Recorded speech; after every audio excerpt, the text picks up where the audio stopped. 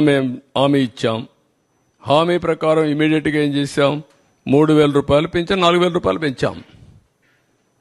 3,000 రూపాయల నుంచి దివ్యాంగులకు 6,000 పెంచాం. కొంతమంది ఇంట్లో నుంచి లేని వాళ్ళకి 15,000 పెంచాం. బెడ్ నుంచి రాలేని వాళ్ళకి 15,000 పెంచాం. అది మానవతా దృక్పథం చేయాలి. నిర్ణయం చేశాం. మళ్ళీ ఉచిత ఇసుక చెప్పాం. ఉచిత ఇసుక ఇస్తాను ఇచ్చాం.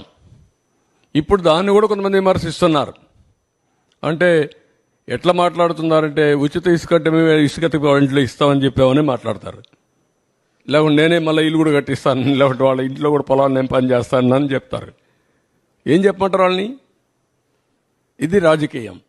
ఆ రాజకీయాలన్నప్పుడు వాళ్ళకి వాళ్ళు చెప్పేది తప్పని చెప్పాలి. దీనికంటే ట్రాన్స్పరెంట్ పాలసీ ఏమంటే జిల్లాలకు అప్పచెప్పాం. స్టాక్స్ అన్ని వాళ్ళకే ఇచ్చేసాం. అక్కడ ఇసుక తీయమన్నాం. ఏ నదిలో అయినా ఏ కాలువలో అయినా ఇసుకుంటే వాళ్ళ ట్రాక్టర్ ఉంటే ట్రాక్టర్కి, ఎడ్ల బండి ఉంటే ఎడ్ల బండికి నెత్తి మీద పెట్టుకోగలిగితే నెత్తి మీద పెట్టుకుని తీసుకుపోమంటున్నాం. What more you want? మీరు పోయి ఎత్తపోండి, ఈయన కూడా పొమ్మనండి. వాళ్ళ ఊరికి పోయి ఒక ఎడ్ల బండి కట్టుకొని తీసుకుపోమని ఇంటికి. ఎవడొద్దన్నాడు? ఎవరు అడ్డపడతారు?